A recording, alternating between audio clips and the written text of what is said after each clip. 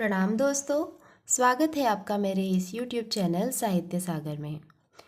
दोस्तों, मालती जी जोशी की लोकप्रिय कहानियों की श्रृंखला में आज मैं आपके लिए लेकर आई हूँ उनकी एक लोकप्रिय कहानी परिणय। दोस्तों, उससे पहले मेरा आपसे विनम्र अनुरोध है कि अगर अब तक आपने मेरे चैनल को सब्सक्राइब नहीं किया है तो प्लीज़ मेरे चैनल को सब्सक्राइब करके मुझे सपोर्ट ज़रूर कीजिएगा। तो शुरू करते हैं कहानी।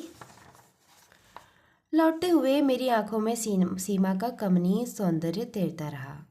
घर से चलते हुए निश्चय करके चली थी कि अगर लड़की जीतू के योग्य न हुई तो साफ मना कर दूंगी।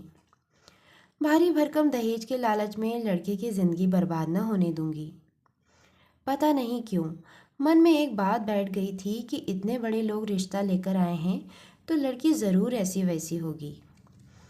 पर सीमा को देखा तो देखती रह गई। खिलता चंपई रंग, तीखे नैन नक्श, घनी केश राशि, सुडौल देह यष्टि, मीन मेख निकालने की जरा भी गुंजाइश नहीं थी। लगता था जैसे मेरी कल्पना में रची बसी पुत्र वधू ही साक्षात उतर आई है। आनंद की तरंगों पर झूलते हुए मैंने कनखियों से अपने लाडले की ओर देखा। वह दत्तचित्त होकर गाड़ी चला रहा था। उसका मन कहीं रहा हो पर नजरें इस समय सड़क पर केंद्रित थी। और ठीक भी तो है, एमजी रोड पर शाम के समय गाड़ी चलाना किसी नट के खेल से कम थोड़े ही है। घर पहुंचते ही मैं उसे कुरेदना चाहती थी पर उसने मौका ही नहीं दिया। हमें उतारकर सीधा डिस्पेंसरी चला गया। झुंझलाई सी मैं कुछ देर गुमसुम बैठी रही। फिर मैंने उसके पापा को ही जा पकड़ा। कहिए, लड़की पसंद आई? मुझसे क्या पूछती हो, अपने लाडले से पूछो। आप अपनी तो कहिए। भाई, लड़की तो A1 है, उसके बारे में तो दो राय हो ही नहीं सकती। बाकी अब उन्हें रिश्ता जच जाए तो। अरे वाह, रिश्ता न जचा होता तो क्या वे 10 बार हमारे दरवाजे पर आते? कोई हम तो लड़की मांगने गए नहीं थे, मैंने तैश में कहा। सो तो ठीक है भाई। और वे चुप हो गए। समझ गई कि रामदास जी के वैभव के चकाचौंध से वे अब तक उभर नहीं पाए हैं। झूठ क्यों बोलूं, विस्मित तो मैं भी हुई थी। जो सोचा था उससे कुछ ज़्यादा ही पाया था, और जो था उसका प्रदर्शन करने में भी उन्होंने भरपूर कोशिश की थी। विशाल कोठी, बाहर पंक्तिबद्ध खड़ी 3-3 गाड़ियाँ, जिनके सामने हमारी मॉरिस एकदम छकड़ा लग रही थी। कीमती सूटों में सजे हुए उनके तीनों लड़के, गहनों कपड़ों से लदी तीनों बहुएं, दामी कालीन, महंगा फर्नीचर, वर्दीधारी नौकर, शाही नाश्ता, हर चीज में प्रदर्शन था। हर बात में प्रभावित करने की कोशिश थी। चलने से पहले वह हमें अपना खूबसूरत लॉन और कलात्मक बगीचा दिखाते हुए काफी दूर तक ले गए थे, और फिर सहज भाव से एक खाली प्लॉट की ओर इशारा करते हुए उन्होंने बताया कि यह उन्होंने लड़की के लिए रख छोड़ा है।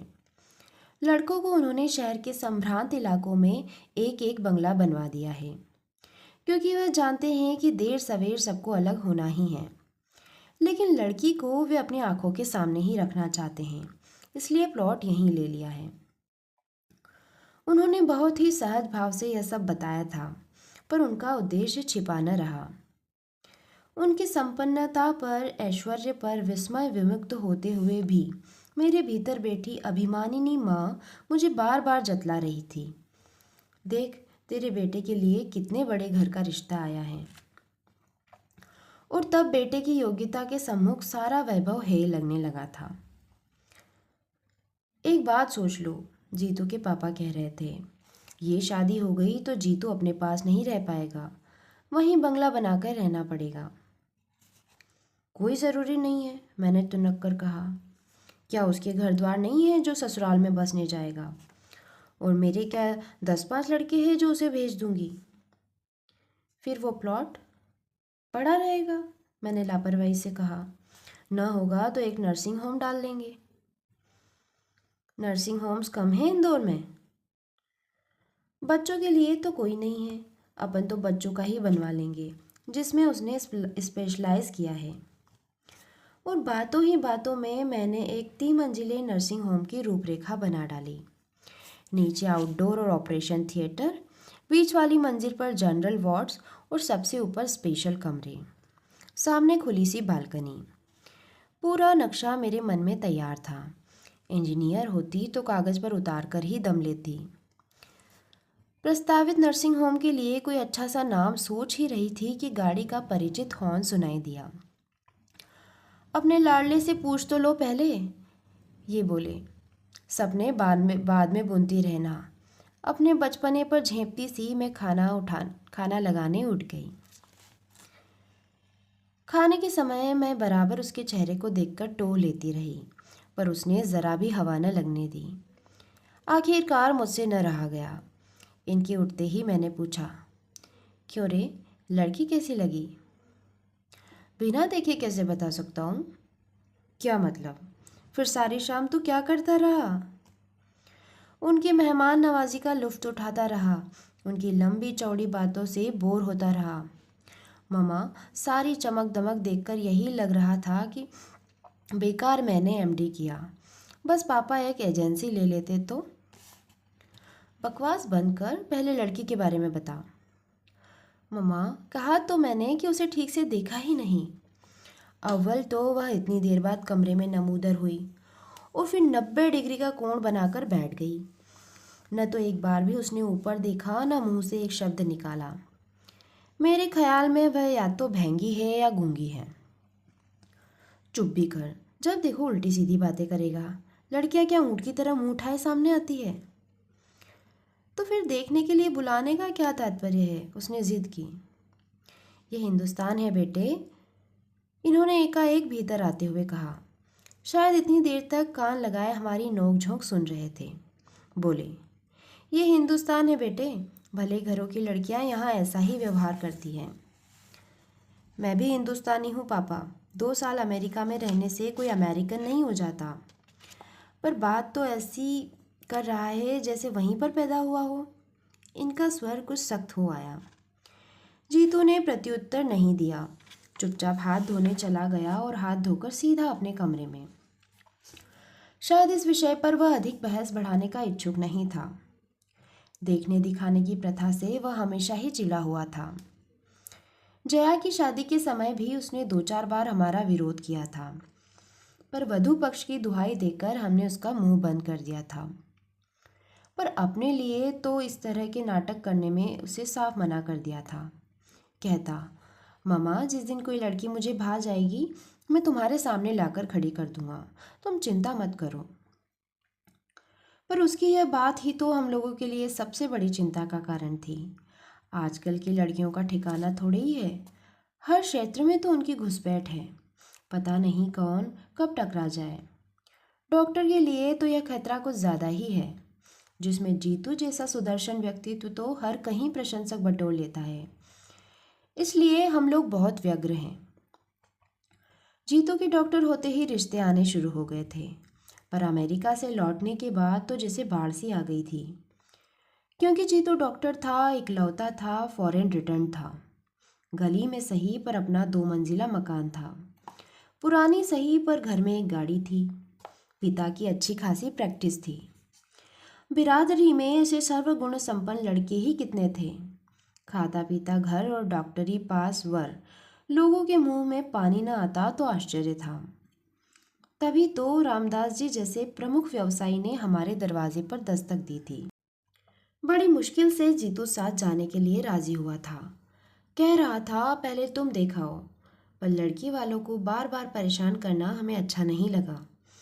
जया के वक्त के कुछ कड़वे मीठे अनुभव मन में सब अभी ताज़े थे, इसलिए हम सब साथ ही वहाँ पहुँचे। रामदास जी ने इतनी आवभगत की, उनके परिवार ने इतना प्रेम टपकाया कि बार बार यही डर बना रहा कि लड़की अगर अच्छी ना हुई तो उन लोगों को फिर जवाब कैसे देंगे। वह बहुत देर बाद आई। उस समय हम लोग कॉफ़ी पी रहे थे। अपनी दोनों भाभियों के बीच चलती हुई वह कमरे में आई थी और एक अस्पष्ट सी नमस्ते के साथ सिर झुकाकर बैठ गई थी। उसकी विनम्रता पर मैं मुग्ध हो गई थी। अंग्रेजी में एमए लड़की और इतनी सुशील। इतने लोगों के बीच उसका यह सहमा सिमटा रूप एकदम स्वाभाविक लग रहा था। तब यह बात मन में उठी ही नहीं कि इस तरह जीतू तो उसे बिल्कुल देख ही नहीं पाया होगा। वह भी तो बड़ी शालीन सी मुद्रा में बैठा हुआ था। सोच समझकर आखिर एक उपाय मैंने ढूंढ ही लिया। जया की सालगिरह के बहाने बहन भाइयों को एक दिन चाय पर आमंत्रित कर लिया। जया थी अपनी ससुराल में, इसलिए उपहार आदि लेकर मुझे चिंतित होने की जरूरत नहीं थी। 2 दिन तक मैं घर की सफाई में जुटी रही। फर्श धो पोंछ कर चमकाया गया, नई चादर बिछाई गई, सोफे के कुशन्स बदले गए, पर्दे धुलवाए गए और ड्राइंग रूम के दरवाजे तक नए सिरे से पेंट कर डाले। नया सा एक कालीन लेकर वहां डाल दिया गया। फिर भी जैसे मन की तृप्ति नहीं हो रही थी। हर कोण से मैं वहां की सजावट को देखती और हर बार कुछ न कुछ सुधार कर देती। ये लोग बीच में टोक न देते तो शायद मेरा यह क्रम मेहमानों के आने तक चलता ही रहता। दोनों बाप बेटे हाथ बांधकर बैठे हुए थे और मेरी परेशानी का मजा ले रहे थे। जब 2-3 बार वॉल पीसेज और कैलेंडर्स बदल चुकी तो उन्होंने कहा, मेरा ख्याल है एक बार डिस्टेम्पर हो जाता तो ठीक रहता। 5 बजने में अभी बहुत टाइम है। क्यों? इतना गुस्सा आया मुझे। एक तो खुद करेंगे नहीं और मेरा फूला हुआ चेहरा देखकर ही जीतू मेरे मूड को भाग गया तो बोला, मम्मा क्यों बेकार ही परेशान हो रही हो? लाख कोशिश करें हम, यह घर कोठी तो बनने से रहा। उसे मत रोक जीतू, अपने होने वाली बहू को इम्प्रेस करने की योजना है उसकी। And you know, first impression is the last impression. कोठी ना सही, आउट हाउस तो लगेगा ना घर। अरे आउट हाउस भी लग जाए तो गनीमत समझो, मैंने तुनक कर कहा। जाने किस दरिद्र जगह में डाल दिया है सारा पैसा। कितना भी करो रौनक ही नहीं आती है। गुस्से में ही सही मैं अपने मन की बात कह गई थी। इतना लंबा चौड़ा मकान बनवा तो लिया, पर गली की वजह से उसकी सारी शान पर पानी फिर जाता है। रामदास जी के आउट हाउसेस सचमुच इससे ज़्यादा शो देते थे। उस दिन प्लॉट दिखाने ले गए थे, तब उन्होंने दिखाई थी छोटे छोटे घरों की वह लंबी कतार। उनकी संस्था के कर्मचारी उनमें रहते थे। खुली जगह में हरियाली के समुद्र के बीच वे छोटे छोटे द्वीपों की तरह लग रहे थे। जी तो ठीक ही कहता है, बेकार मेहनत करने से क्या फायदा। उस वैभव से होड़ लेना ही असंभव है। ठीक 5 बजे वे लोग आए, छोटी वाली दोनों भाभियाँ, छोटा भाई और वो। मुझे अच्छा लगा। बहुत भीड़ होती तो उसी दिन वाला किस्सा हो जाता। लगा कि लोग समझदार हैं। सीमा उस दिन की तरह गहनों से लदी नहीं थी। मेकअप भी बहुत हल्का था, इसलिए उसका सौंदर्य आज आंखों में चकाचौंध नहीं भर रहा था, बल्कि ठंडक ही दे रहा था। नींबू कलर की हल्के जरी के काम वाली शिफॉन उसके रंग के साथ एकाकार हो रही थी और देखने वालों की आंखों को बांध लेती थी। मेरी नौकरानी तो वही निर्णय सुना दिया, लाड़ी घनी सुंदर छे हो, कदे म्यारी नज़र नहीं लग जाए। वे सभी लगभग समवयस्क ही थे। उन्हें ड्राइंग रूम में छोड़कर मैं रसोई में चली आई और देर तक नाश्ता लगाती रही। नाश्ते की तैयारी भी मैंने कल से शुरू कर दी थी और अपना सारा पाक कौशल दांव पर लगा दिया था। उन लोगों ने हर वस्तु के साथ न्याय किया और प्रशंसा के पुल बांध दिए। छोटी बहू ने 2-1 चीज़ों की विधि भी पूछी। अच्छा लगा। सीमा ज़रूर धीरे धीरे चुक सा रही थी, पर मैंने ध्यान नहीं दिया। अपनी होने वाली ससुराल में कोई जबर जबर खा सकता है भला? खाने के बाद मैं महिलाओं को घर दिखाने में लग गई। उन दोनों बहुओं ने हर बात की प्रशंसा की, सजावट की, सामान की, कढ़ाई की, बुनाई की। सबसे अंत में मैं उन लोगों को किचन में ले गई, जो मेरा अभिमान बिंदु था। सफ़ेद रंग में नहाया हुआ, आधुनिक उपकरणों से सजा हुआ, अलमारी में झिलमिल करते स्टील के बर्तन, चमकते पीतल के हिंडालियम के डिब्बे, जगमग करती क्रॉकरी। मचान पर एक सी झालर से सजी अचार मुरब्बे की बरनियाँ। जो भी देखता प्रशंसा करता। इन लोगों ने भी की, पर सीमा यहाँ भी चुप चुप बनी रही। इस बार मैं उतनी तटस्थ नहीं रह सकी। मन में कुछ चुभा ज़रूर। मुंह खोलकर तारीफ न करती, पर प्रशंसा की एक नज़र तो डाल लेती। आखिर कल को यह गृहस्थी उसकी भी हो सकती है। उनके जाते ही मैंने पूछा, क्यों रे, आज तो ठीक से देख लिया ना? हाँ। अच्छी है? हाँ, बशर्ते बोलना जानती हो। क्या मतलब? मतलब ये है मम्मा कि वह ज़रूर हकलाती होगी, नहीं तो 2 घंटों में क्या एक भी बार मुंह नहीं खोलती। आश्चर्य में भरकर मैं उसे देखती ही रह गई। देखो, दो दो बार तुम लड़की देख चुके हो और तो और उसे घर भी बुला चुके हो। अब अगर मना कर दें हम लोग तो क्या शराफत होगी? बिरादरी में कहीं मुंह दिखाने लायक भी नहीं रह जाएंगे हम, इन्होंने सख्ती से कहा। और अगर वहीं से इनकार आ जाए तो? उस ओर से निश्चिंत रहो, उनके मन में ज़रा भी शंका होती तो वे लड़की को यहाँ नहीं भेजते। मैं तो सोचता हूँ कि वे तो अपनी ओर से सब तय मानकर ही चल रहे हैं। कैसे? याद नहीं, उस दिन जब हम लोग प्लॉट वगैरह दिखाने ले गए थे तब रामदास जी के पुराने पार्टनर की लड़की मिल गई थी। तब उन्होंने जीतू का परिचय देते हुए कहा था कि ये तुम्हारे जीजा जी हैं। अरे हाँ, और मुझे एकदम सारी बातें याद आ गई। उस दिन रामदास जी हमें अपना बगीचा दिखाते हुए दूर तक प्लॉट के पास ले गए थे, जो उन्होंने अपनी बिटिया के लिए रख छोड़ा था। हम लोग मुआयना कर ही रहे थे कि पीछे आउट हाउस की तरफ से एक लड़की साइकिल पर आती दिखाई दी। पास आते ही साइकिल से उतरकर उसने पहले रामदास जी को और फिर हम सबको सलज्ज भाव से प्रणाम किया। लड़की बहुत सुंदर नहीं थी, वेशभूषा भी साधारण ही थी, पर कोठी के चमक धमक भरे वातावरण के बाद उसका रूप ऐसे लग रहा था जैसे बरसात के बाद धूप निकल आई हो। स्कूल जा रही हो बेटे? जी। माँ ठीक है? जी, रात कुछ बुखार हो आया था, अब तो ठीक है। बस अब तो उन्हें ठीक होना ही है।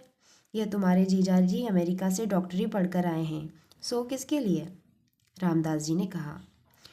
फिर जीतू की ओर देखकर बोले, बेटा जितेंद्र, यह एक ही साली है तुम्हारी, लेकिन 10 के बराबर, बचकर रहना। उसने कनखियों से जीतू को देखा और शर्माकर मुस्कुरा दी। फिर धीरे से रामदास जी से बोली, ताऊ जी, मैं चलूँ अब? हाँ बेटे, 10:30 हो रहे हैं, चलो अब, नहीं तो लेट हो जाओगी। उन्होंने प्यार से पीठ थपथपाकर उसे विदा किया। जाने से पहले उसने एक बार फिर हम सबको नमस्कार किया और साइकिल हाथ में लेकर चल पड़ी। कुछ दूर जाने के बाद ही वह उस पर सवार हुई। उसकी विनम्रता पर मुग्ध हो गई थी मैं। पूछ ही लिया, कौन है ये? बड़ी प्यारी लड़की है, मेरे दोस्त की बेटी है। हम दोनों एक ही दफ्तर में काम करते थे। क्लर्की की बंधी बंधाई आमदनी से तंग आकर दोनों ने साथ ही साथ यह बिजनेस शुरू किया था। तब कल्पना भी न की थी कि इतना अच्छा चल निकलेगा। दुख यही होता है कि जब अच्छे दिन आने को हुए तो वह चल बसा। अरे, क्या डेथ हो गई? हाँ, एक स्कूटर एक्सीडेंट में वह और अनु से बड़ा लड़का दोनों जाते रहे। तब से माँ बेटी यहीं हैं। धंधे में जो शेयर था उसके एवज में भाभी ने यह मकान मांग लिया। उसी में रहती है, एक प्राइवेट स्कूल में पढ़ाती है। पिछले 2 सालों से बीमार चल रही है, इसलिए उन लोगों ने अब अनु को लगा लिया है। रिश्तेदार तो होंगे या कोई नहीं है? मैंने सहानुभूति से पूछा। है क्यों नहीं, पर बहन जी, रिश्ते सब पैसे से बंधे रहते हैं। शंभुनाथ की मृत्यु के बाद उसके पिताजी आकर बहू को पोती को लिवा ले गए थे, पर इंश्योरेंस के पैसों को लेकर मनमुटाव हो गया। उनकी इच्छा थी कि वह पैसा शंभू की बहन की शादी में लगा दिया जाए। आखिर भाई होता तो कुछ न कुछ देता ही, पर अनु की माँ राजी नहीं हुई। बोली, निपट कंगाल होकर मैं किसके सहारे दिन काटूंगी? 8-10 हजार की मामूली रकम थी, पर एक बेसहारा औरत के लिए तो वही संबल थी, सहारा थी। घर वालों से पैसों का तकाजा भी नहीं किया जा सकता था। कल को अनु की शादी में सब लोग अंगूठा दिखा देते तो बस तब से यहीं आ गई है, तो लौट कर गई ही नहीं। उन लोगों ने भी कोई सुधि नहीं ली। स्वाभिमानिनी ऐसी है कि उसके बाद से पीहर में पैर भी नहीं दिया। यहाँ भी हम लोग के रहते वे नौकरी करें अच्छा नहीं लगता, पर माँ बेटी दोनों बहुत आन वाली हैं। इसके बाद विषय बदल गया था। रामदास जी अपने व्यवसाय के फैलाव का वर्णन करने लगे थे। इसी कारण वे अपने कुशाग्र बुद्धि बच्चों को सरकारी नौकरी में नहीं भेज सके थे। वैसे तीनों बिजनेस मैनेजमेंट का डिप्लोमा लिए हुए थे। एक तो विदेश भी हो आया था। उस आकर्षक बातचीत के बीच अनु दब गई थी। आज इन्होंने एकाएक याद दिला दिया तो मुझे अपने पर ही रोष आया। मुझे पहले ही यह ख्याल क्यों नहीं आया। जीतू, हम लोग गलती कर गए रे। मैंने एकाएक कहा तो वह आंखों में प्रश्न भरकर मुझे देखने लगा। उस दिन हम लोग इतनी भीड़ भाड़ इकट्ठी न करके केवल अनु को बुला लेते तो ठीक था। कौन अनु? तुम्हारी इकलौती साली। सीमा के साथ वह आती तो वातावरण जरा खुल जाता। भाई का थोड़ा बहुत लिहाज तो करना ही पड़ता है। अनु रहती तो सीमा थोड़ी सहज हो जाती। ममा, क्या दुनिया में और लड़कियां नहीं हैं? आखिर आप उसी के लिए इतनी व्यग्र क्यों हैं? मना नहीं कर पाएंगे जीतू हम। पापा को यह रिश्ता बहुत भा गया है। पापा को भा गया है वो प्लॉट और दहेज की संभावित राशि। और लड़की, वह भी तो बुरी नहीं है। अच्छा सच बता, क्या तुझे पसंद नहीं है? उसने उत्तर नहीं दिया, केवल मेरी ओर देखा। उसकी आंखों में सीमा का नाम साफ पढ़ा जा सकता था। उस दिन मैं और जीतू पिक्चर देखकर लौट रहे थे। वैसे मैटिनी में मैं अक्सर चली जाती हूँ, पर बहुत दिनों बाद गाइड देखने का सुयोग बना था। उसका लोभ मैं संवरण न कर सकी। पिक्चर समाप्त हुई और जैसा कि तय था, हॉल से बाहर निकलते ही मेरे सिर में दर्द होने लगा। जीतू, गाड़ी रोक तो। रास्ते में एक मेडिकल स्टोर नजर आते ही मैंने कहा। क्यों? दवा लेनी है। घर में दो दो डॉक्टर हैं, पर तुम्हें केमिस्ट के यहाँ गए बिना चैन नहीं आता, उसने गाड़ी रोकते हुए कहा।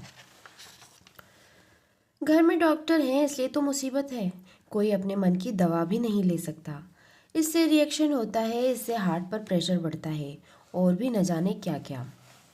भुनभुनाती हुई मैं उतर पड़ी। वह भी पीछे पीछे चला आया। शायद देखना चाहता था कि मैं कौन सी गोलियां ले रही हूँ। हम लोग स्टोर में घुसे ही थे कि आवाज़ आई। जीजाजी नमस्ते। चौंक कर देखा। बड़े बड़े नीले फूलों वाला गुलाबी सलवार सूट पहने एक प्यारी सी शौक सी लड़की जीतू से नमस्ते कर रही है। आप? मैंने ठीक से पहचाना नहीं। जीतू ने हकलाते हुए कहा। और इतनी जल्दी भूल गए? श्रीमान जी, मैं अनु हूँ। ओह, एकदम जैसे जीतू को सब कुछ याद आ गया। अपनी इकलौती साली को इतनी जल्दी भूल गए? फिर मेडिकल की पढ़ाई आपने कैसे पूरी की होगी? हमने तो सुना था कि आप बड़े स्कॉलर हैं। मेडिकल कॉलेज में फैंसी ड्रेस थोड़ी सिखाया जाता है। उस दिन तो आप सफ़ेद सी साड़ी वाड़ी पहनकर बड़ी सोबर सी लग रही थी। उस दिन स्कूल जा रही थी ना, वहाँ तो भाई सोबर बनकर ही जाना पड़ता है। तो पढ़ाती भी हैं? हे भगवान, इस देश का क्या होने वाला है। जीतू भी अब अपने मूड में आ गया था। देश की चिंता मत कीजिए जीजा जी। जो बच्चे आपके इलाज से बच जाएंगे वे ही मेरे स्कूल में आएंगे। मैं काउंटर पर खड़ी खड़ी उस नोक झोंक का मज़ा ले रही थी। जब बिल चुकाकर लौटने लगी तब अनु ने मुझे देखा।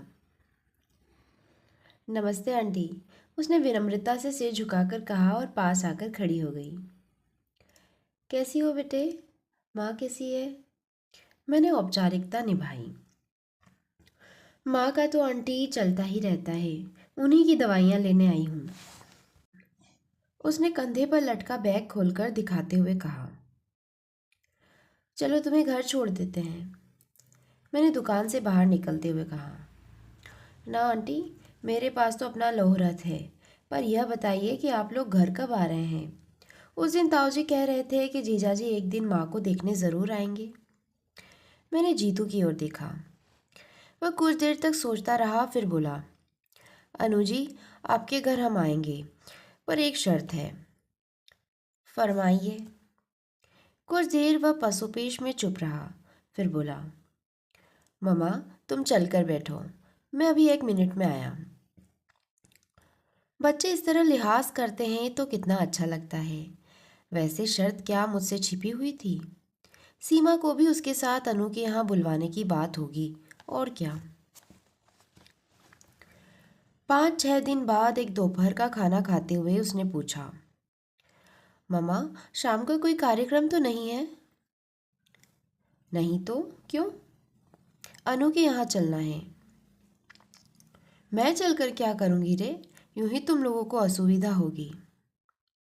हम लोगों से मतलब यही कि सीमा भी आएगी ना वहाँ? नहीं, उसके साथ सुबह इंदौर कॉफ़ी में डोसा खा चुका हूँ। यही तय हुआ था, उसने रूखे रूखे अंदाज में कहा था। मैंने गौर से देखा, उसका चेहरा भी बुझा बुझा सा था। शाम को कुछ यूं ही मूड में हम लोग रवाना हुए। अपनी कार हम लोगों ने जानबूझकर छोड़ दी थी। हमने स्कूटर ले लिया था, जो बाहर बाहर चलता हुआ ठीक उसके घर के सामने जाकर रुका। वह प्रतीक्षा में द्वार पर ही खड़ी थी। हमें देखते ही उसकी आंखें प्रसन्नता से चमक उठी। पहले कमरे में अनु की माँ का बिस्तर लगा हुआ था।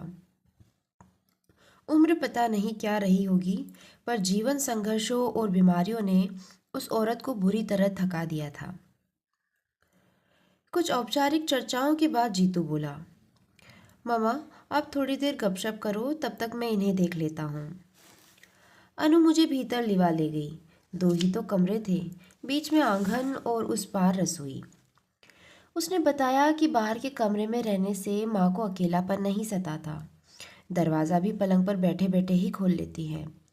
सुबह शाम कोठी से कोई नौकरानी आकर चौका बर्तन सफाई कर जाती है, पर बाकी समय तो उन्हें अकेले ही रहना पड़ता है। आंगन में उसने कई गमले लगा रखे थे। मैं मूढ़े पर बैठे बैठे उन खूबसूरत फूलों को देखती रही कि कुछ ही क्षणों में जीतू आ गया। हाथ धुलवाएंगी? जीतू ने कहा। वहीं जामुन के थाले में अनु हाथ धुलवाने लगी। कैसी है माँ? अनु ने अधीरता से पूछा। वह चुपचाप हाथ धोता रहा, बेमतलब देर लगाता रहा। माँ ठीक तो हो जाएगी ना? उसने दोबारा पूछा। इस बार उसकी आवाज़ कांप रही थी। अनु जी, हमने तो आपका वादा पूरा कर दिया, पर आपकी बात तो अधूरी रह गई। तो इसका हम क्या करें? शर्त तो सिर्फ दीदी को ले आने भर की थी। अब वह भूत बनी बैठी रही तो हम क्या करें? हाँ, आप कर ही क्या सकती है? एक कप चाय तो पिला सकती है ना? Oh sure. एकाएक उसका चेहरा खिल उठा। माँ के बारे में पूछते हुए 2 आंसू बरबस गालों पर लुढ़क आए थे। वे अब धूप में ओस कण की तरह चमकने लगे थे। आप थोड़ी देर माँ के पास बैठिए, मैं चाय लेकर अभी आई। हम दोनों फिर से बाहर जाकर बैठ गए। थोड़ी देर तक गुमसुम बैठने के बाद जीतू ने कहा, चाची जी, यहाँ आसपास आपके कोई रिश्तेदार नहीं है? है क्यों नहीं बेटा, पर अपना कहलाने लायक कोई नहीं है। 4 चाचा हैं अनु के, पर पिछले 10 साल से किसी ने एक बार भी इधर का रुख नहीं किया। अनु के मामा तो होंगे ना? एक है, और उनका अपना ही परिवार इतना बड़ा है। वे परिस्थितियाँ भी साधारण हैं। उन पर बोझ बनने की अपेक्षा अपनी ही कमाई का खाना अच्छा लगा। अब तक तो ईश्वर ने आन निभा दी थी। अब 2 साल से लड़की खट रही है। पर तुम क्यों पूछ रहे हो बेटे? कुछ नहीं, ऐसे ही। आप बीमार चल रही हैं, अनु नौकरी करती है, कोई जिम्मेदार आदमी पास रहे तो ठीक रहता है।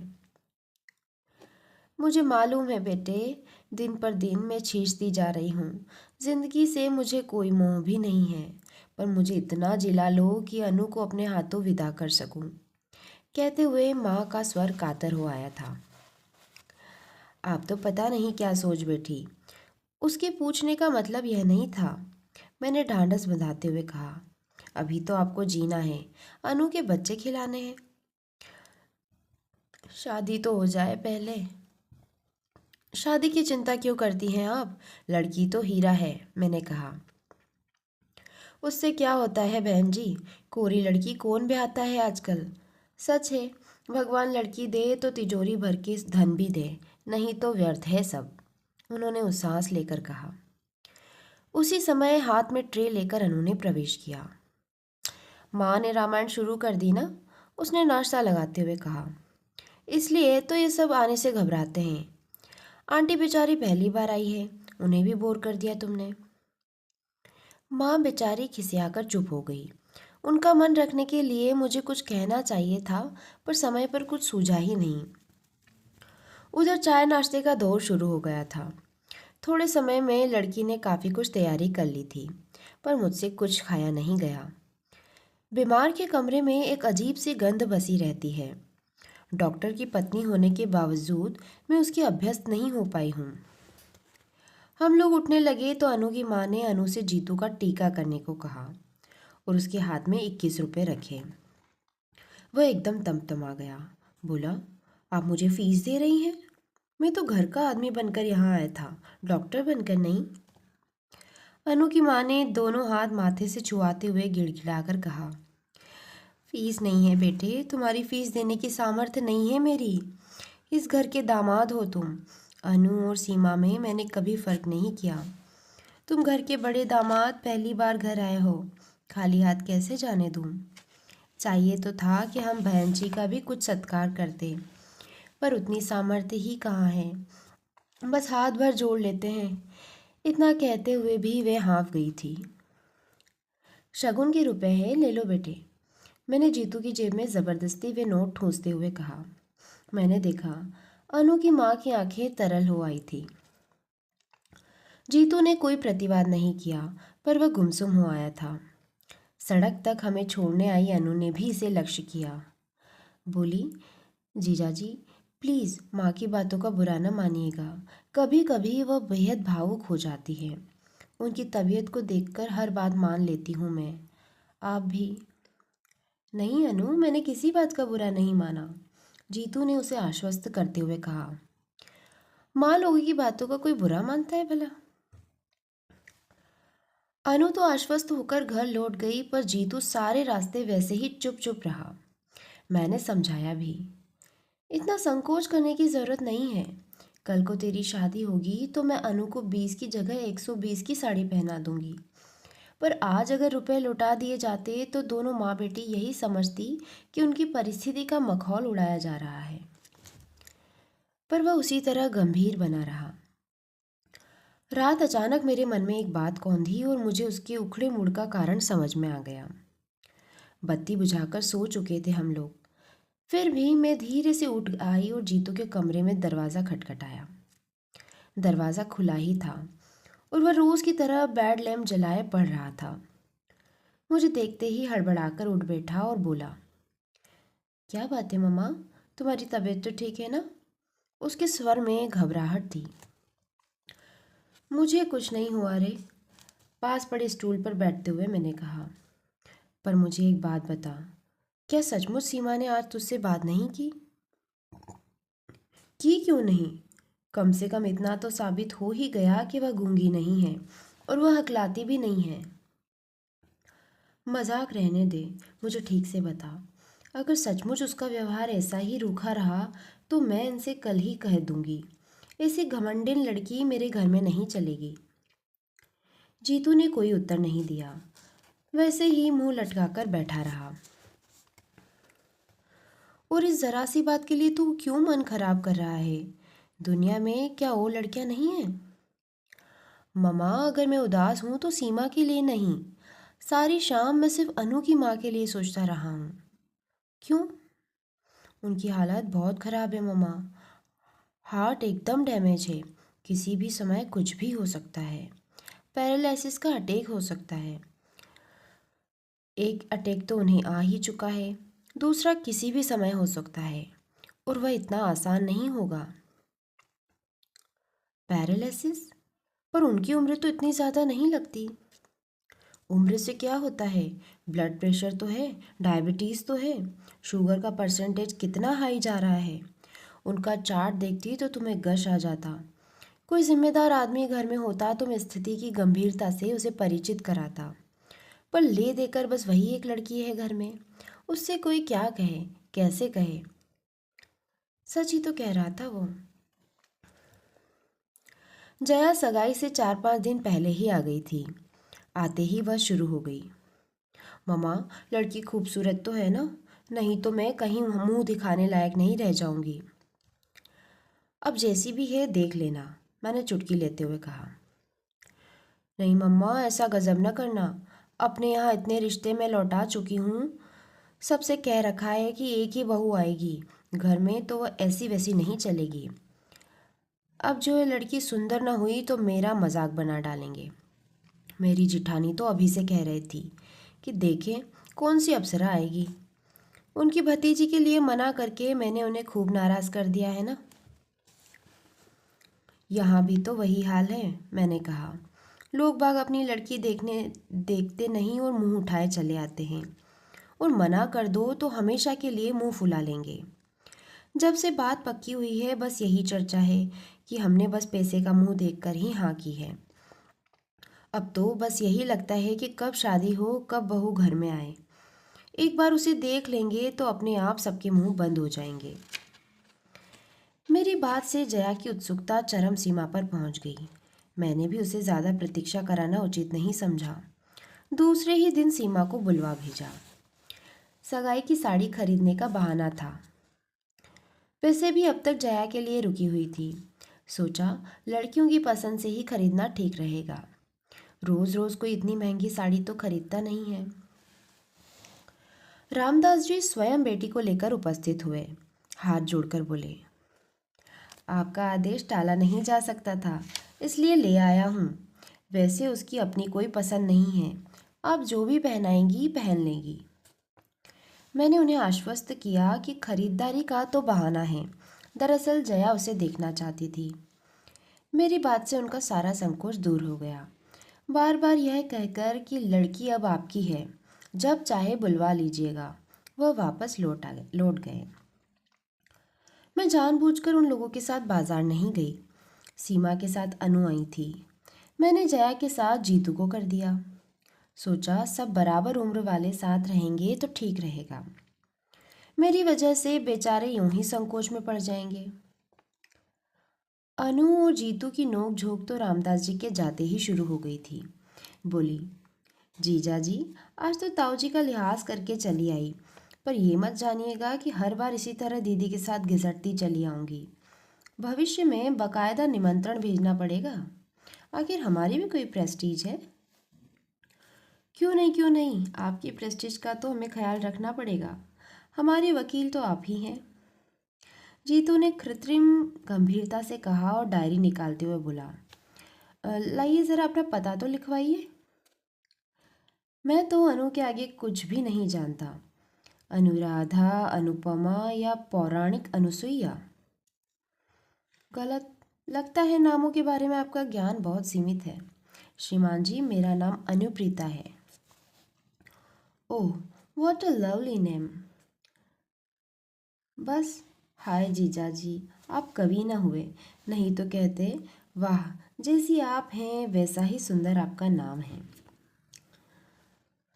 मुझे दुख है अनु जी कि मैं डॉक्टर हूँ। सच बात कहता हूँ जो अक्सर कड़वी होती है। कहिए तो। कहना चाह रहा था कि काश आप भी उतनी सुंदर होती जैसा आपका नाम है। हाँ, ठीक तो है। अब तो आपकी नज़रों में एक ही व्यक्ति सुंदर रह गया है। कहते हुए उसने होठ भींच लिए। पलकों के किनारे भीग गए। मैंने जीतू को डांटकर चुप कराया तो बोला, बस इतने में ही रो दी। और आपके ताऊजी कह रहे थे एक ही साली है, 10 के बराबर है। हमने तो सिर्फ बानगी पेश की थी और आपके छक्के छूट गए। उनकी इस जुगलबंदी का हम सभी मज़ा ले रहे थे। जीतू की आखिरी बात पर तो सब लोग ठठाकर हंस पड़े। अनु भी बहादुरी के साथ मुस्कुरा दी। इसी हंसी खुशी के वातावरण में सब लोग घर से विदा हुए। और उन लोगों के चले जाने के बाद मुझे याद आया कि इस शोर शराबे में सीमा एकदम गुमसुम बैठी हुई थी। बोलना तो दूर, वह एक बार मुस्कुराई तक नहीं। शर्मीली लड़कियां बहुत देखी है मैंने, पर उनके अधमुंदे होठों से, नत पलकों से हंसी की किरणें निरंतर फूटती रहती है। सीमा शर्मीली नहीं, घुन्नी लड़की है। जीतू जैसे हंसमुख लड़के के साथ उसका निभाव कैसे हो सकेगा। या उसे भी अपनी तरह मनहूस बनाकर रख देंगी। जब से यह शादी तय हुई है मैं ऐसी चिंता में घुली जाती हूँ। इनसे तो कुछ कहना ही बेकार है। एक बार मुंह खोलने का प्रयास किया था तो बुरी तरह डांट खानी पड़ी थी। बोले, तुम तो जीतू को अभी दूध मुहा बच्चा ही समझती हो। वो तुम्हारे सामने नाटक करता है और बाहर जाकर उसे होटलों में मिलता है। होटल में सिर्फ एक बार गया था जी, तभी तो। एक बार या 100 बार उससे क्या फर्क पड़ता है। अपने लाडले को समझा दो, यह हिंदुस्तान है, अमेरिका नहीं है। यहाँ की लड़कियाँ ऐसे ऐरे गेरे के साथ होटल में नहीं जाया करती। और बात फिर दब गई थी। पर जितनी बार सीमा को देखा है यही लगा है कि इस लड़की से मेरा या जीतू का निर्वाह कैसे होगा।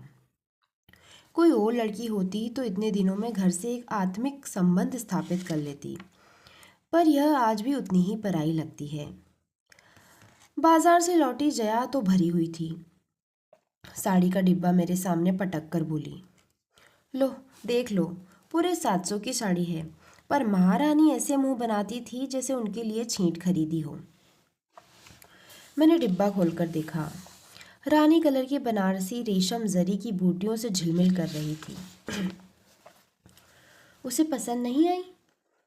मैंने अधीर होकर पूछा। अरे मुंह खोलकर कहे तब ना। मूर्ति की तरह कोने में बैठी रही। हाथ लगाना तो दूर, एक बार आंख उठाकर नहीं देखा। वो तो बस सिलबिल सी साथ में थी तो ठीक रहा, उसी की मदद से चुनाव किया। मेरा मन एकदम बुझ गया। माना कि बड़े घर की लड़की है, बनारसी साड़ी उसके लिए अनोखी चीज़ नहीं है, पर सगाई की साड़ी के साथ तो एक भावनात्मक संबंध होता है। मुंह से कुछ न कहे तो आंखों से ही बहुत कुछ कहा जा सकता है। कम से कम जया का मन तो रह जाता। वो तो इतनी आहत होकर लौटी है कि बहू की रूप चर्चा उसके सामने व्यर्थ ही है। मुझे यही तो डर लगता है रे, मैंने कहा। अजीब घुन्नी लड़की है, जीतू के साथ पता नहीं कैसे निभेगी। घुन्नी नहीं मम्मा, घमंडी है। तुम तो अपनी चिंता करो। जीतू के लिए परेशान होने की ज़रूरत नहीं है। उनकी तो खूब घूट रही है। अभी आते आते भी उसने एक चिट्ठी चुपके से पकड़ाई है, मैंने साफ देखा है। जया की बात ने सचमुच चौंका दिया मुझे। सोचा कि ठीक ही कहते हैं, जीतू यूं ही मेरे सामने नाटक करता होगा। मैं भी तो पागलों की तरह उसके पीछे पड़ जाती हूँ। सीमा ने क्या बात की, कैसे की, बेचारा जवाब दे भी तो क्या। कुछ भी हो, मन से एक बोझ तो उतर ही गया। सारी तैयारी करते कराते रात के 12 बज गए। दूसरे दिन ये लोग ओली डालते जा रहे थे। इतने बड़े घर में संबंध होने जा रहा था। पहली बार हम लोग कुछ लेकर जा रहे थे, पर जैसे सारी चिंता मेरे ही सिर पर थी। और कोई मेरा हाथ बटाने नहीं आ रहा था। जीतू का तो खैर प्रश्न ही नहीं था। जया मुंह फुलाकर बैठ गई थी। उसे सीमा ज़रा भी अच्छी नहीं लगी। कल जीतू ने चिढ़ा दिया था कि सीमा के आ जाने से दीदी का सौंदर्य तेज थोड़ा फीका पड़ जाएगा। इसी से वह नाराज़ है। बात हंसी मजाक में ही टल जानी थी, पर जया बहुत बुरा मान गई थी। उसकी ओर से किसी सहायता की आशा करना ही व्यर्थ था। सबसे ज़्यादा रोष में तो मुझे उसके पापा लग रहे थे। एक बार भी उन्होंने सारा सामान नहीं देखा, न पूछताछ की। मैं बिस्तर पर गई तब वे बड़े मज़े से खर्राटे भर रहे थे। इतना ताव आया मुझे। उन्हें झकझोर कर जगाया मैंने और पूछा, सुनो, सुबह जमाई साहब को लेने स्टेशन कौन जा रहा है? ठीक से तय कर लो, नहीं तो समय पर कोई नहीं पहुंचेगा। कोई नहीं जा रहा है, उन्होंने अलसाए स्वर में कहा। क्यों? क्योंकि वे नहीं आ रहे हैं। क्यों, आपको कैसे पता चला? क्योंकि मैंने ही उन्हें फ़ोन पर मना किया है। अरे लेकिन क्यों? क्योंकि कल का प्रोग्राम कैंसिल हो गया है। क्यों? रामदास जी को हार्ट अटैक हो गया है। हाय राम, कैसे? क्योंकि उनकी लड़की अपने फुफेरे भाई के साथ भाग गई है। वह एकदम झल्लाकर उठ बैठे।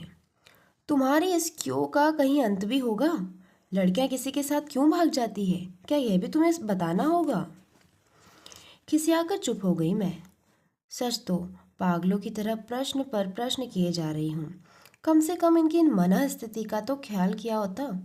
शाम से अनमने हैं, पर मुझे अपनी व्यस्तता के बीच ध्यान ही नहीं आया।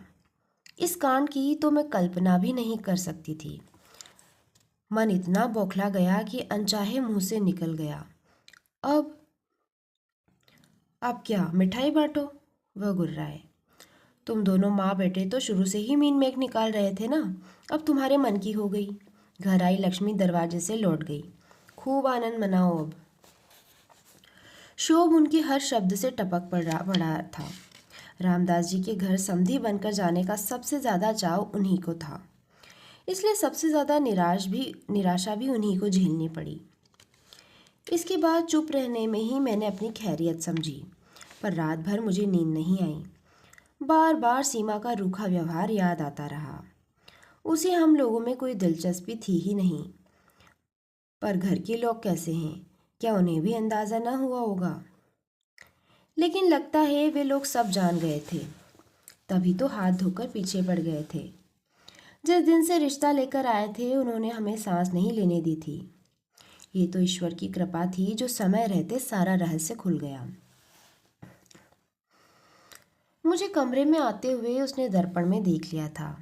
वहीं से बोला, तुम परेशान क्यों हो रही हो मम्मा? मैं अभी शेव बनाकर वहीं तो आ रहा था। मैं तो यूं ही चली आई रे। चाय की ट्रे गोल मेज पर रखते हुए मैंने कहा। सोचा साथ साथ चाय पी लेंगे, और एक बात भी कहनी थी। Something important? उसने अपना काम जारी रखते हुए पूछा। हाँ, ऐसा ही समझ लो। वो जो सीमा है ना। वह इस बुरी तरह चौंका कि रेजर हाथ से फिसल ही गया। गीले तौलिए से गाल को सहलाते हुए वह मेरे सामने आकर बैठ गया और अधीर स्वर में बोला, सीमा का क्या कह रही थी तुम? क्या किया है उसने?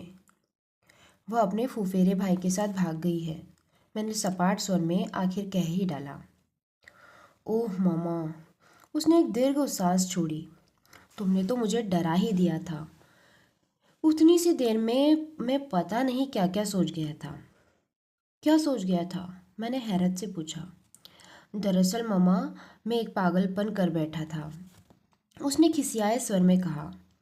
इससे पहले कि मैं कुछ पूछूं वह उठा और दराज में से एक कागज़ का पुर्जा निकाल लाया और बोला, लो पढ़ो। पढ़ने को था ही क्या, बस 2 पंक्तियां ही थी। अगर आप शादी से इनकार नहीं करेंगे तो मुझे मजबूरन कुछ खा लेना पड़ेगा। कब मिली ये चिट्ठी तुझे? मैंने कांपते स्वर में पूछा। उसी दिन जब हम लोग साड़ी खरीदने गए थे। तो पगले, मुझे बताया क्यों नहीं? कैसा सर्वनाश हो जाता अभी। एक जिद सी सवार हो गई थी मामा। मैं भी जया की तरह सोचने लगा था। लगता था ये लड़की हमें बहुत छोटा करके देखती है। इसके दर्प को तोड़ना होगा। इसे ब्याह कर घर लाना ही है, भले ही दूसरे दिन उसे छोड़ आना पड़े। उसकी बेरुखी का और भी कोई कारण हो सकता है, इस ओर ध्यान ही नहीं गया। और अगर वह सचमुच कुछ खा लेती तो? मैंने कप में चाय डालते हुए पूछा। इसलिए तो तुमने जब एकाएक उसका नाम लिया तो मैं डर गया। मुझे हैरत होती है मम्मा, पढ़ी लिखी होकर भी ये लड़कियां इतनी बुज़दिल कैसी होती है? अपने मन की बात मुंह खोलकर कहती ही नहीं, बस गूंगी गाय की तरह हर किसी खूंटे से चुपचाप बन जाती है। अब तो उसने अपने तेवर दिखला दिए ना, मैंने कड़वाहट भरे स्वर में कहा। हाँ, ये तो मानना पड़ेगा, उसने काफ़ी दिलेरी से काम लिया। पता मालूम हो तो मेरी ओर से बधाई का तार भेज देना। मैं तो इसी बात के लिए शुक्रगुजार हूँ कि वह काफ़ी समझदारी से पेश आई। शादी की रात तक इंतज़ार नहीं किया, नहीं तो अपनी ज़िंदगी में भी फिल्म स्टोरी बन जाती। वह उठकर पुनः आईने के सामने खड़ा हो गया। मैं उसे गौर से देखती रही, पर साबुन की झाग से भरे उस चेहरे पर कुछ भी पढ़ना असंभव था। ईश्वर से यही मनाती रही कि हताशा का यह ज्वर जो मुझे मथ रहा है उसे अछूता ही छोड़ दे। वह वास्तव में उतना ही निर्लिप्त बना रहे जितना कि वह दिख रहा है। सीमा के अपने घर में जो भी कहर बरपा हो, पर इस घर की रौनक कुछ दिनों के लिए छीन सी गई। बच्चों के पापा का मूड तो उसी दिन ऑफ हो गया था। मेरा मन भी बुझ गया था। जया भी इतने दिनों बाद इंदौर आई थी, पर सहेलियों से मिलने का, रिश्तेदारों के यहाँ जाने का उसमें ज़रा भी उत्साह नहीं रहा। जहाँ भी जाओ वही प्रश्न, वही कौतूहल, वही शंकाएं। खींच सी होने लगती थी। हम सबके बीच जीतू बिल्कुल सरल स्वाभाविक बना हुआ था, पर माँ थी इसलिए जानती थी कि वह भीतर ही भीतर हिल गया है। उसके ठहाके बेजान होते जा रहे थे। दीदी के साथ उसकी नोक-झोंक में कोई दम नहीं रह गया था। जया के बच्चों के साथ चल रही इसकी छिड़कानी भी मात्र एक दिखावा है। और फिर जया ने एकदम घर लौटने का फैसला कर लिया। उसे रोकने में कोई तुक भी नहीं था। भारी मन से मैंने विदा की तैयारियां शुरू की। कैसे उत्साह से आई थी बेचारी, और अब कैसी मन स्थिति में लौट रही है। पर लड़की बहुत समझदार है। बोली, मामा हम तो सबको यही बताएंगे कि लड़की के पिता अचानक बीमार हो गए थे, इसी से काम रुक गया। आप लोग अपने से कुछ लिखना नहीं। उसकी सूझबूझ देखकर दंग रह गई मैं। सच, लड़कियों को मैके की प्रतिष्ठा का कितना ख्याल रहता है। कूलियों के सिर पर सामान लदवाकर हमने प्लेटफॉर्म पर पैर दिया ही था कि आवाज़ आई, नमस्ते दीदी, नमस्ते आंटी, नमस्ते जी। मैंने चौंक कर देखा। यूनिफॉर्म की साड़ी पहने बच्चों के एक झुंड से घिरी अनु खड़ी है। आज जा रही हैं दीदी? उसने पूछा, पर उत्तर की कौन कहे। दोनों भाई बहनों ने उसकी ओर देखा तक नहीं, सीधे मुंह उठाए 3 व्हीलर की तरफ चले गए। बेचारी का इतना सा मुंह निकल आया। मुझे दया हो आई। वैसे भी पीछे ही घिसट रही थी मैं। पास जाकर पूछा, कैसी हो अनु? माँ ठीक है? माँ ठीक नहीं है आंटी, परसों से बुखार में पड़ी है, उसने उदास स्वर में कहा। तो छुट्टी क्यों नहीं ले लेती? रोज़ रोज़ छुट्टी कौन देता है आंटी? फिर यह तो जनवरी का महीना है, रोज़ ही बच्चों को लेकर किसी न किसी स्कूल में जाना पड़ता है। प्रतियोगिताएं जो चल रही है। आज भी महू जा रही हूँ, घर पर मेहरी को बिठाकर आई हूँ। ट्रेन ने शायद सिग्नल दे दिया था। प्लेटफॉर्म पर गहमा गहमी एकदम बढ़ गई थी। उसी शोर शराबे में अनु की आवाज़ भी खो गई, और अनु भी। जया को ढूंढते हुए मैं भीड़ को चिरती चली गई। लौटते समय मैंने जीतू से पूछा, अनु से बात क्यों नहीं की तूने? उस बेचारी का क्या दोष है? दोष किसी का भी हो ममा, सजा तो सभी को भुगतनी पड़ती है। उसके स्वर से चौंक कर मैंने देखा। व्यथा से या कि रोष से उसका चेहरा काला पड़ गया है। मैंने ठीक ही समझा था। लड़का भीतर ही भीतर हिल गया था। और फिर एक बार रिश्तों की बाढ़ सी आ गई। खबर फैलते देर ही कितनी लगती है। फिर शो शुरू हो गई बरसात फोटो और जन्म कुंडलियों की। सुबह शाम दरवाजे पर परिचित अपरिचित चेहरों की भीड़ जुटने लगी। बढ़ चढ़कर दहेज के आकर्षक प्रस्ताव सामने आने लगे। एक समय था जब इन सारी बातों से मुझे बड़ी खुशी होती थी। लड़के की माँ होने का गौरव जैसे मन में समाता नहीं था। पर अब तो जैसे खौफ सी होने लगी है। लगता जैसे मेरा लड़का नीलाम पर चढ़ रहा है। जिसकी बोली सबसे ऊंची लगेगी उसी को मिलेगा। लाख बार समझाया कि अभी हम लोग कुछ कहने सुनने की स्थिति में नहीं हैं। हमें कुछ संभलने का मौका दीजिए। पर लोग इसे भी वर पक्ष की एक अदा ही समझते हैं। फिर से मनुहार शुरू हो जाती है। हम लोग तो जैसे तैसे मान भी जाते, पर जीतू को लड़की दिखाने ले जाना एक टेढ़ी खीर है। जनता के पास इस समस्या का भी हल था। लोग किसी न किसी बहाने लड़कियों को लेकर घर आने लगे। बाजार में, मंदिर में या सिनेमा हॉल में योजनाबद्ध तरीकों से लड़कियों का प्रदर्शन होने लगा। जीतू तो एकदम बौखला गया। बोला, मम्मा तुम सब लोग मिलकर मुझे पागल बना दोगे। भगवान के लिए मेरा पीछा छोड़ दो। जिस दिन कोई लड़की मन की मिल जाएगी मैं तुम्हारे सामने लाकर खड़ा कर दूंगा। अब लड़कियां क्या सड़कों पर पड़ी मिल जाती है? पर उससे उलझे कौन? गोमती भाभी के चाचा जी एक बहुत अच्छा प्रस्ताव लेकर आए थे। अच्छा खानदान था, खाते पीते लोग थे, लड़की सुंदर थी और डॉक्टर भी। जीतू मेडिको पत्नी के पक्ष में कभी नहीं था, पर लड़की के पिता ने कहा, डिग्री ले ली है, आप चाहेंगे तो नौकरी करेगी, नहीं तो घर गृहस्थी में भी उसे बहुत रुचि है। जितेंद्र जी चाहेंगे तो घर पर ही छोटी मोटी डिस्पेंसरी खोल लेंगे। वैसे उसका कोई आग्रह नहीं है, आप लोग जैसा चाहेंगे। मैंने भी सोचा ठीक तो है, कल को जीतू की प्रैक्टिस अच्छी चल निकली तो डॉक्टर पत्नी वरदान ही सिद्ध होगी। हुनर तो तिजोरी में रखे धन की तरह होता है, जब चाहा काम में ले लो। उन दिनों वह यशवंतराय अस्पताल में हाउस जॉब कर रही थी। तय हुआ कि उसे वहीं चलकर देखा जाए। जीतू से तो साफ साफ कहना व्यर्थ ही था। मैंने बहाना बनाया, छठी मंजिल पर अमुक चाची बीमार पड़ी है, उनका मोतियाबिंद का ऑपरेशन हुआ है, तो साथ चला चलेगा तो थोड़ी लिफ्ट की सुविधा मिल जाएगी। वो मना नहीं कर सकेगा, मैं जानती थी। अस्पताल के विशाल पोर्ट में स्कूटर टिकाया ही था कि देखा, सीढ़ियों पर एक परिचित आकृति हथेलियों में चेहरा छिपाए सिसक रही है। अनु, क्या हुआ? हम दोनों के मुंह से एक साथ निकला। उसने अपना आंसुओं से भीगा चेहरा उठाकर हमारी ओर देखा और पास चली आई। बोली, जीजाजी, माँ बहुत बीमार है। उस दिन स्टेशन पर जीजाजी कहते हुए उसकी ज़बान लड़खड़ा गई थी, पर आज उसे इसका होश नहीं रहा था। उसकी माँ सचमुच बीमार थी। क्या हुआ माँ को? पता नहीं, परसों से यहाँ ले आए हैं, तब से उन्होंने एक बार भी आँख नहीं खोली है। कौन से नंबर में है? चलो देखते हैं। यहीं इंटेंसिव में है, पर वहाँ किसी को भीतर जाने थोड़ी दे रहे हैं।